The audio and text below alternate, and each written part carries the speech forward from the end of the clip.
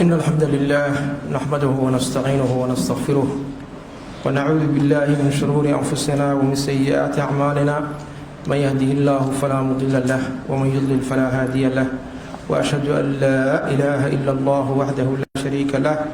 وأشهد أن محمدا عبده ورسوله اللهم صل على محمد وعلى آل محمد كما صليت على إبراهيم وعلى آل إبراهيم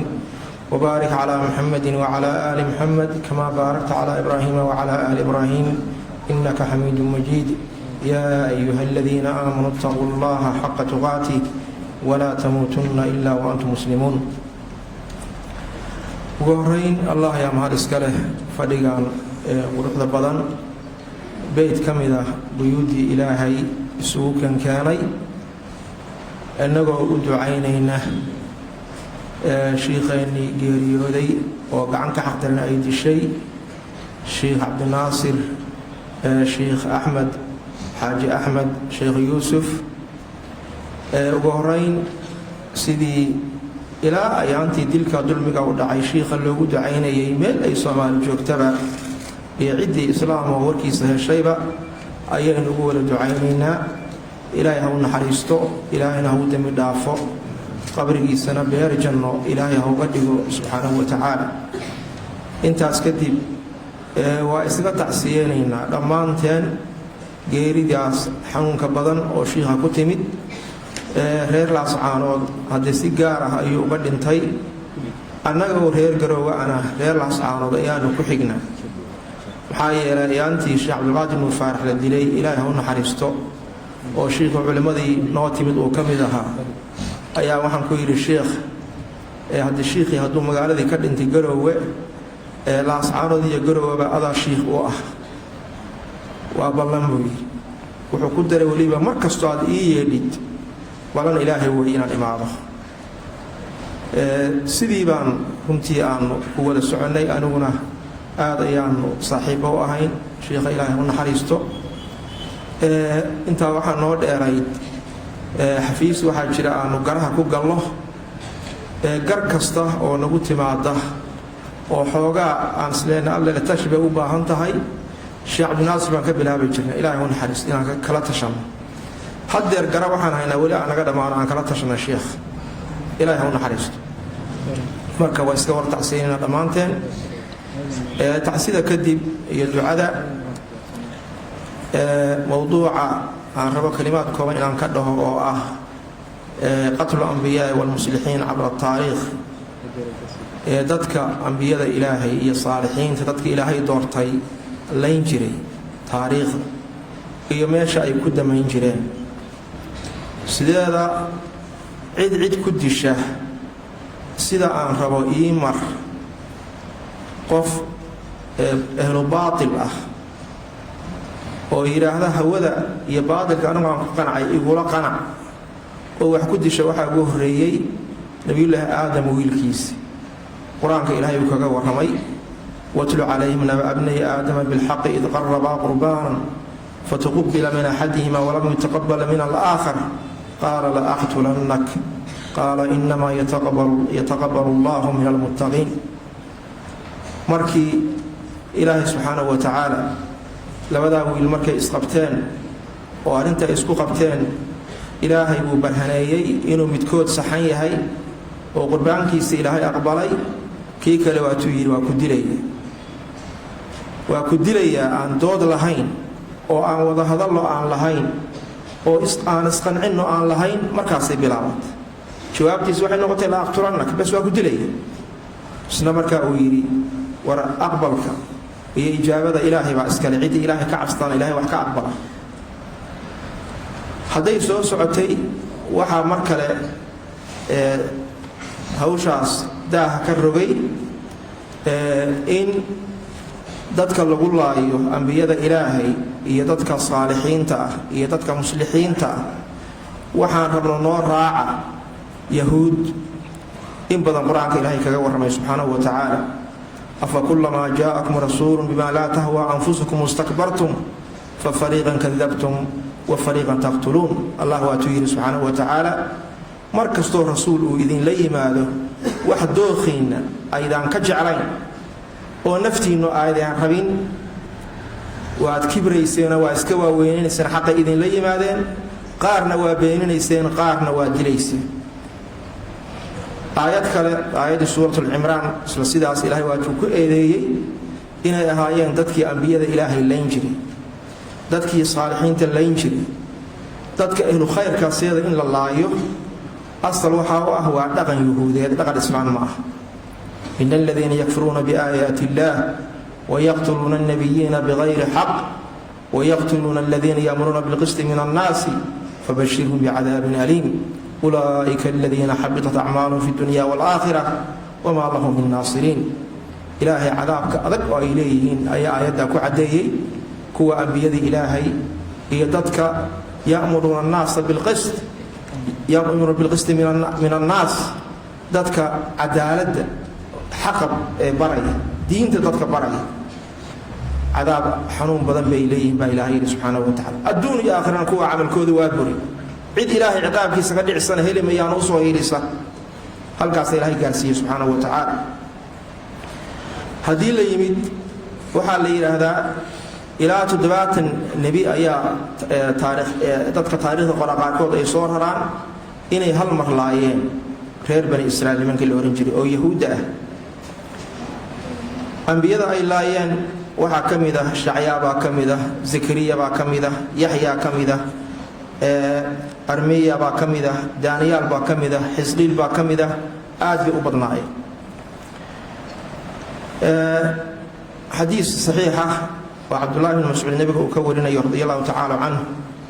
أي النبي كير عليه الصلاة والسلام أشد الناس عذابا يوم القيامة رجل قتل نبيا أو قتله نبي أو رجل يضل الناس بغير علم خلق إلهي وحا أبو النار أذك وعذاب أذك قف النبي إلهي دلي أما النبي إساق دلي أما ذاتك علمي الآن ذاتك ودد حقا كرمية ما أنت مركا سيد النبي نوشيق عليه الصلاة والسلام بوسك أنبياء وحا كجر علماء سيد النبي عليه الصلاة والسلام العلماء ورثة الأنبياء ذاتك علماء الله يا مركا ذاتك خلقك إلهي وعذاب أذك وهو النار أنبياء إلهي كذب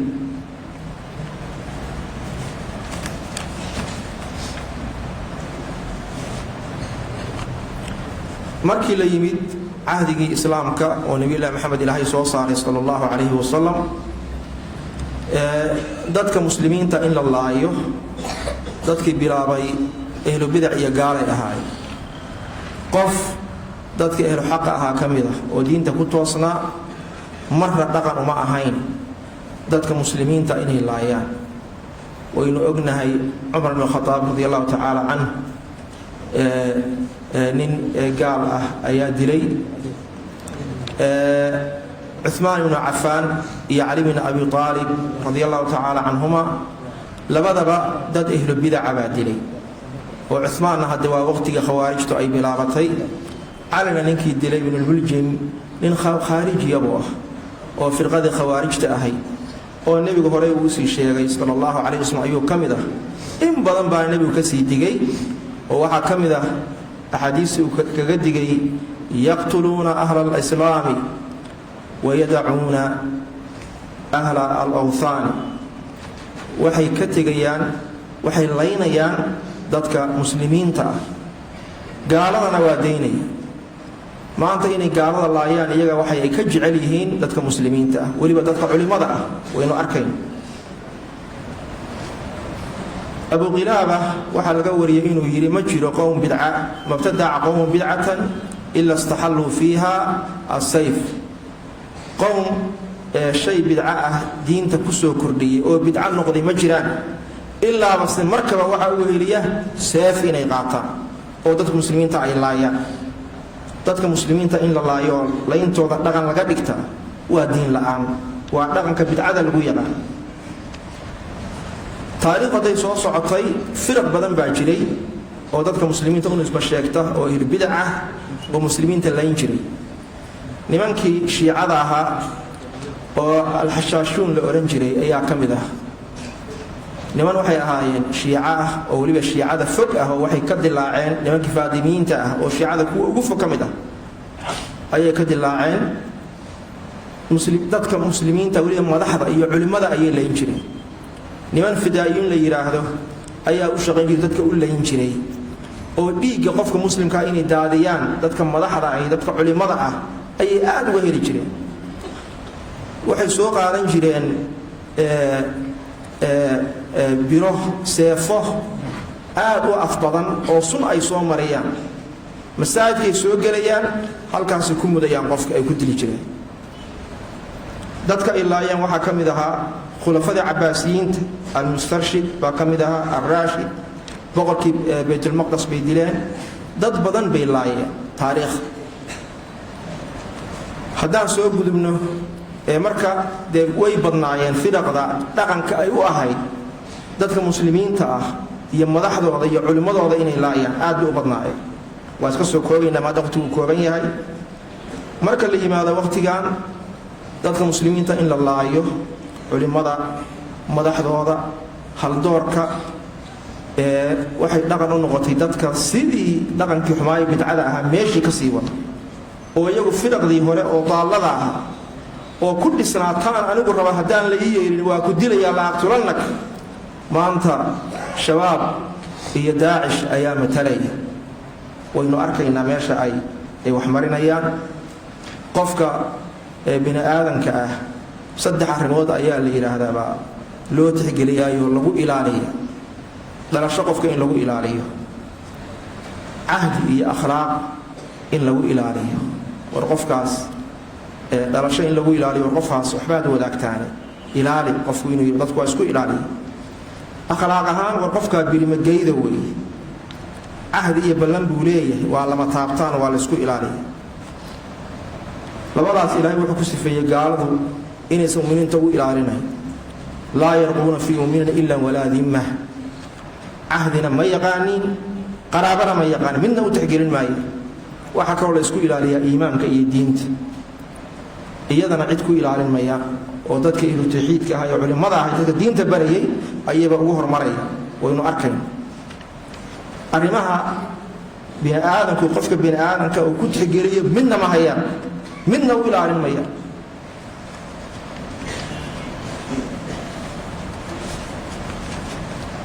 asbaabta keentay inay culimada laayaan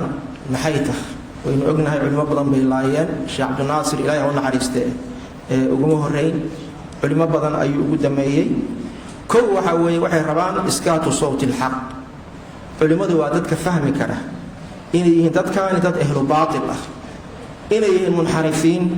aqeedatan wa amalan dad ilaahay kitaabkiisa iyo sunnadii nabiga kaleey salaatu wasalaam ku dhaqankoodii ku xadgudbay oo ka tagay inay yihiin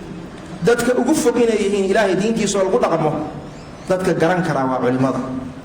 dadka u cadayn karo oran kara war dadka ha laga digtoonaado waa firqdi daalladahay oo caalamka islaami soo maray khabaa'iftoodii oo dhan ayay dhaxleen firqdi qoloba waxbay ku xumay waxna waa ku wanaagsanay nimankan markii la baaray firqa kasto caalamka islaami soo maray in waxay ku xumayd way urursadeen cida sida garan kada marka waa culimada codka inay aamusiyaan waa rabaa midda labaad culimadu u leenayaan waxa weeye ee culimadu dadkii bay wax barayaan shariicada bay dadkii barayaan dadkiina shariicada iyo diinta haday bartaan quraanka iyo xadiiska nabiga haday fahmaan kaleey salaatu wasalaam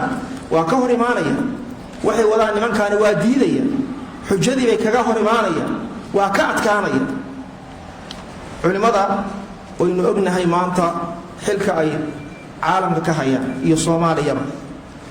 oo iyagu aysan waxba ka hayn haday tahay mujtamaca oo ilaahay diintiisa la barayo iyo shariicada culumta la faafinayo haday tahay aqaa'idka faasidka iyo bidacda lala dagaalamayo maanta waynu ognahay bidacii baa faraha ka batay ilaa shakiyaad baa jira ilhaadkii baa dib u soo noqday oo waagi hore wadamo dibadeed inuu ka imaan jiray dhalinyaradeenii iyo wiilasheenii iyo gabdhaheenii baraha bulshada waxa ku jira dadku in badan waa ka warhaya ayaa ilhaad qadiin la'aan ilaah ma jiro la soo taagan nabi ilaahi maxamed ma jiro la soo taagan kaleey salaatu wasalaam anbiya ma jiro la soo taagan yaa waxa ka horjeeda yaa ka hortaagan culimada way fawaaxishta iyo munkaraadka darooga miyaa zina miyaa akhlaaq xumo miyaa fawdo miyaa dowlad la'aan miyaa intaa waxaa hortaagan oo ka hadlaya oo ummadda midnimadii waatinimada la soo celiyo oo ummadda ruuxan wax noqonno waa culimadii waa muslixiintii ummadda islaaxinayay intaas bay rabaan marka inay afjaraan waxaasna waxay iyagu ka hayeen war xataa waa ku tixgelin waayeen culimada war boos idinku aydaan buuxin karin bay buuxiyeene u daaya mujtamaca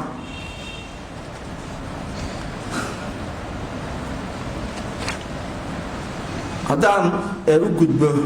masiirkooda muxuu noqonayaa dadkaas muxuu si ahaan jira dadka iyaga la mid aha meeshay mareen ayay marayaan ma sii jirin horta ma dabar go'aan oo waxa la ahlu bidcadu ilaa qiyaami way jirayaan mar bay soo baxayaan marka waa la jaraya waa la baabi'inay nimanka hadda ee xashaashiinta ah nimankii gaalada ahaayo tataarka ahaa baa ilaahay ku salladay oo cagta mariyey markii dambana muslimiintii baa u dabartiray way baabi'een khawaarij nimankii la oran jiray waynu ka warhaynaa cali ibn abi aalib radiyallahu ta'ala anhu ayaa cagta mariyey raad ha ka haro raadku baabi'i maayo marka ilaahay subxaanahu wa ta'ala sunnadiisa waxa kamid aha ilaahay inuu cid ku sallado ama gaalaha ta muslimiin ha aatee cid cagta mariso baabiisa ilaahay inuu ku sallado iyagana waa ku salladay midda labaad tamkiin ilaahay siin mayo in badan waxay dadka u laynayaan wadanka aad xukunteen ilaahay tamkiin siin mayo ha ka yaabina waa taariikh hormaysa quraanka ilaahay inuu ku sii sheegay marka allah ku yiri nabiyullaahi ibraahim inni jaa'iluka lin-naasi imaaman oo yiri qaala min dhurriyyati ilaahay muxuu yiri qaala yanaalu ahdi adh-dhaalimiin qof dhaalim ah ummadda muslimiinta ah ilaahay ma karin mayo subxaanahu wa ta'ala oo waliba diin sheeganaya isagoo dhaalim ah oo ummadiisa u laayay war waad arkaysaan Soomaali meelay joogtaba shanta qaar sheekh ardaydiisa baa joogta dilka ay dileen qalbigoodii bay taabatay dareenka ma leh maanta ma la saarad baa ka yeelisay inay ilaahay wax xukumayna ninkii sheekh Abdul Naasir dilay iyo kii u diray saas rabay ku fikiraya wallahi inay sandacay ilaahay ma makaninayo hore ilaahay ku sheegay waa dhaalimiin waligood ku gaarimaya waqtigii nihaayaduna waa dhowda waa baaba'aya insha Allah ta'ala nihaayadoodu ibaada iyo zawaal bay ku damaynaysa maxaa inoo eg waan ku khatimayaa waxa inoo eg wixii culimada lagu laayay oo ay kula culoobeen meeshii inaan ka sii wadno culimadii inaan la tabin ayaan Sheekh Abdul Qaadir Radri Ilaahay u naxariisto jaamacadaha iyo iskuulada Garowe ayaa kulamo waaweyn loo qabtay waxa hal ku dhig noqotay kulluna Sheekh Abdul Qaadir gabdhihii iyo wiilashii maantana waxaynu leenahay kulluna Sheekh Abdul Naasir dibad iyo gudaba mowqifkii shiikha ay kula dagaalameen ayaan taagana waxaan u cadaynaa mujtamaca Soomaaliyeed meel kastoo ay joogaan nimankaasi waa ahlu baatil waa munxarifiin aqeedatan wa amalan diin islaam ma hayaan iyaguna ku dhaqmayaan waynu arkaynaa waxay sameynayaan iskuma xukumaan iyagu shariicada islaamka waxaad aragtid bay sameynayaan waa diin laawayaal waa mujrimiin waad aragtaa waxay sameynayaan yaan lagu kadsoomin yaan lagu biirin dhalinyarada ay khaldeen intay goor tahay oo ay fursad haystaan ka soo baxeen ilaahay ha u noqdeen subxaanahu wa ta'ala waa in qof kastoo ina ka mid ah kan jaamacadda jooga midka iskuulka dhigaya dugsiga midka dhigaya qof kasta meeshu jooga waa inuu waa xaq saaran inuu maanta u caddeeyo yiraahdo war shabaab iyo daacish dad ahlu baatila weeye iska ilaali ka fogow kalimadaas inaan ku noolaano kuna dhimanaa layna ka rabaa dhammaantii ma aha culimada mowqifka caddayntiisa keligood in lagu hadlayo culimada keligood inay meel ka helaan ma aha xaq ma aha intaan aamusno inteena kale iyaguna inay yidhaahdo alla maanta hebel baa hor taagan hebel isdhaafiya bes kulli haddii la wada oran lahaa war shabaab ahlu baatil wey waa dembiilayaal diinta ilaahay bay ku tunteen shariicadii waxba kama hayaan cidna ma aadeen laakiin ay culimada gaar u fiirsadaan waxa keenaya waxay isleeyihiin intaan kaliya in fahmayso xaqa cadaynaysa daaqada ka saar Allahu musta'an ilaahay waxaan ka baryaynaa mar kale sheekheena ilaahay inuu naxariisto بدل خير قبنا إلهي نصيه أهل كيسي حكتديسي يدمانتين نمن كاسنا سيدي هوري لو يري إلهي وحن كبري إن عدة ما سيقول ديرين شيخ عبد الناصر عدة ما إلهي إنه صن مكينين إن يدران إلهي حقبته إلهي هإبادي نبي الله محمد حديثه waxa kamid ah la aqtulana min qatl aad dan soo gaaro kuwaas sidii aad loo baabiyaan u baabiin lahaa ilaahay sidii aad heer aad iyo heer thamud iyo fir'aun iyo madihi la baabiyo loo baabiyo ilaahay u baabiyo subhanahu wa ta'ala ducadana ilaahay waa aqbalay sallallahu ala muhammad